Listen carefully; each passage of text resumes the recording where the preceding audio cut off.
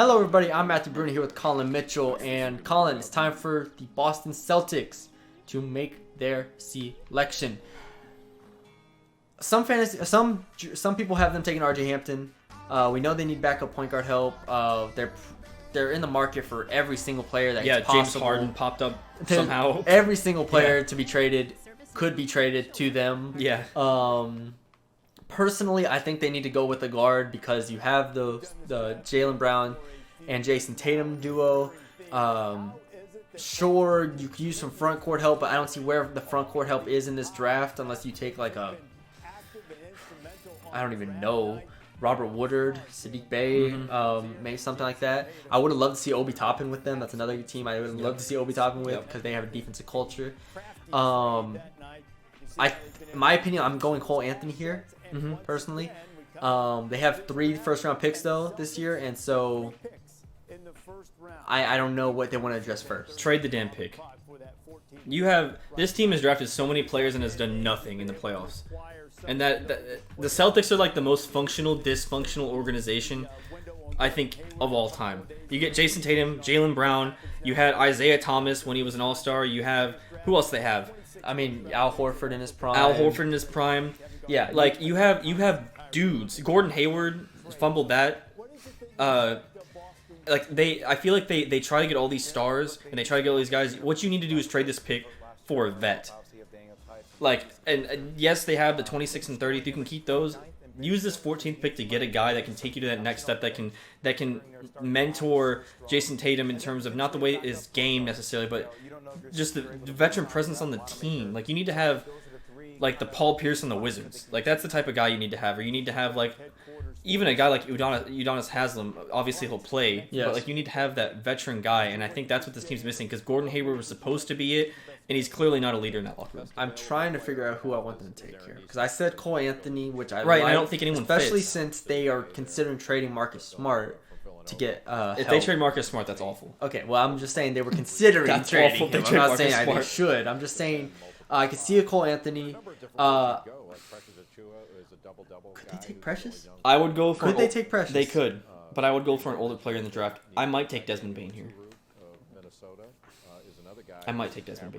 Because what are you looking for in a player? Me personally, if I was this team, if I was the Celtics, I'm looking at who I have here. I'm either taking Cole Anthony. I don't think I'm taking Aaron Nesmith. I think I'm taking Cole Anthony, or I'm taking, here's a name for you, Robert Woodard. Robert Woodard's a good one too. Could be a 4 that you could play in there. Very super athletic. Even though he's a better defender than Semi Ojeleye. But I mean, in terms of like the way he roll on a team. Yeah, I'm interested. Let's see what they got. With the 14th Paul reads another name. 2020 NBA Draft, the Boston Celtics select Aaron Nesmith from Vanderbilt. Yeah, okay. I mean I don't hate that pick. That's a pick that I feel like is a safe pick. It is a safe pick. It is a safe pick. Congratulations to Aaron. Should have gone to the Spurs. I don't hate that. Oh, we're fine, Colin. I don't know if you heard. We're fine. Aaron Nesmith is really high for both of us. Yes. I have him at what? 12. You have him somewhere like 15, I want to say. I think it's 15. I think it's 15. Aaron Nesmith is a pure shooter. He's a really could be the best shooter in the class. He's definitely top 5. Yeah, definitely top 5. Like, and this is a pretty good shooting draft when you look at like guys like Cassius Winston, the second round guys too. And his build and his release is really quick, and he moves well off ball. I like him. I just don't know. He's gonna be. Maybe it's not that bad of a pick, actually, now that I'm thinking about it, because maybe he can be that off-the-bench guy that can come in and spot Jaylen Brown or Jason Tatum some minutes on the wing and make some open shots. Yep. Because that's what you need at the end of the day. I was saying Cole Anthony because I think they need a little more punch at the point guard, especially if they're thinking about trading Kemba Walker. But I think they have that's a good point. Marcus Smart but they also have guys with they have too many guys that need the ball in their hands and want the ball in their hands. And I think Cole Anthony is ball dominant. He's not going to play off ball, especially with his size. So if you have him and Kemba, and then you have to give the ball to Jaylen Brown and Jason Tatum, it's tough. No, for sure. And this is probably a smarter pick in that regard. Let me go to my evaluation of Aaron Nesmith. 20 and a half years old, 23 points per game. He only played 15 games last year, shot 52% from 3. Shot 8 threes a game, though. Like, he is a pure shooter. 6'10" wingspan, helps on defense.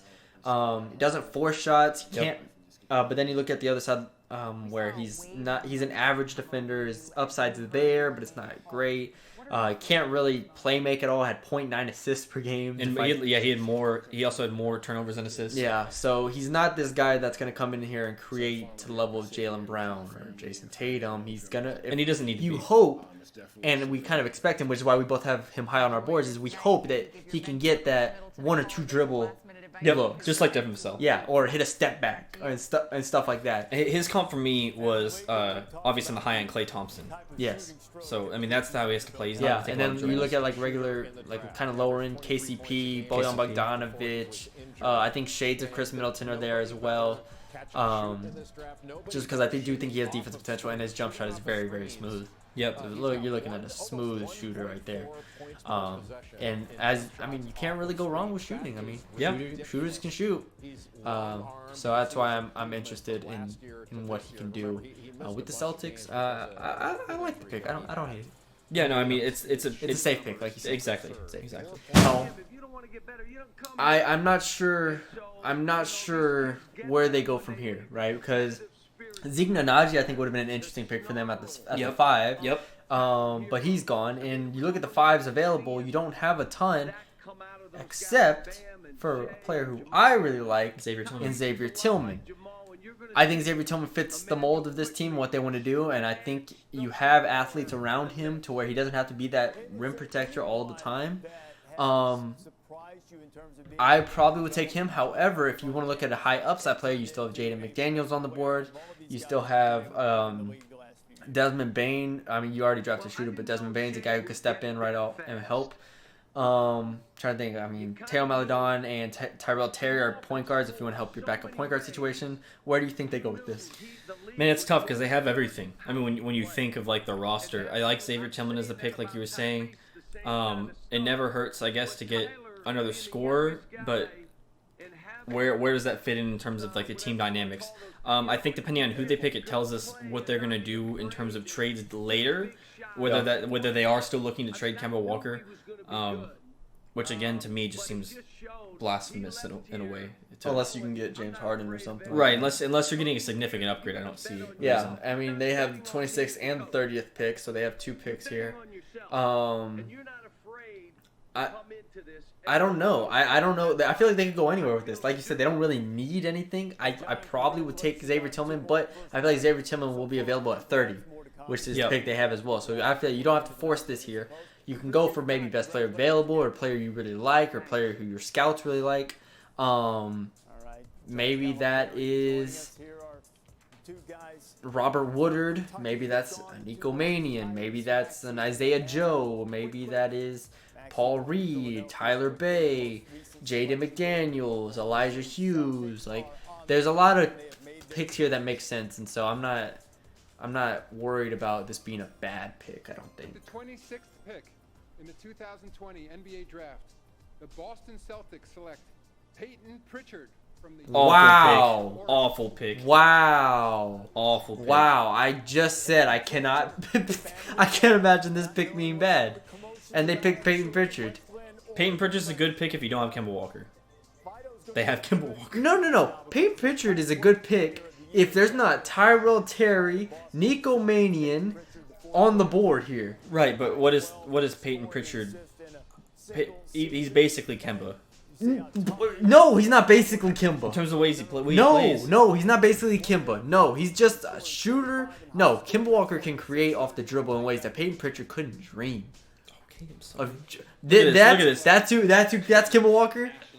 That's Kemba Walker. Look, they have him described as a clutch performer. He just got picked in the first round. I liked it. Look, he can shoot the ball like nobody's business. He's a top 5 shooter in this draft. I have no problem saying that. But Tyrell Terry is just as good of a shooter, and he is 3 years younger, and he's a better passer, and he's a better ball handler. Like, I don't give a that he can do this. You could do that. Yes, I could do that. He can shoot the ball. Just say it what it is. He can shoot the ball. What are we doing, Boston? You just drafted Carson Edwards last time, and Carson Edwards is 5 times the player that he was in college. And how did that work out? It didn't work out very well. So, what are we doing here? Why are we taking I Peyton called- Pritchard at did- this point? Didn't I call the Celtics the most functional dysfunctional franchise? Yes, this makes no sense to me. And even if he can come in and help your team in the first 3 seasons with just like sporadic play, he's not going to be this guy you can rely on to play 15, 20 minutes a game. They're gonna put He's him not in- going to be Alex Caruso they're gonna- because he's 6'1", for God's sake. They're gonna put him in the final 5 minutes because he's a clutch performer. Where do I have Peyton Pritchard on this board? On my board. I think I have him. I mean, I don't. It's like I think it's high 30s. I don't even think I have him that low. I just can't believe he just got taken. Actually, I do have him that low. I have him at 45. Wow. Well, you were 6'2", 22-and-a-half-year-old. You're 20 points off. 6'2", 22-and-a-half-year-old. Average 20.5 points per game as a senior, 41.5%. I have his strengths as shoot from deep, solid passer. That's it. That's it. That's it. Yeah. I don't get it. Okay. I don't get it. But yeah, do what you got to do. I would have loved to see Jaden McDaniels maybe, Robert Woodard. Jay McDaniel's probably one of my picks. Trey Jones maybe, even as a defender at least. Replaces your Marcus Smart. Yeah, I don't know. Anything.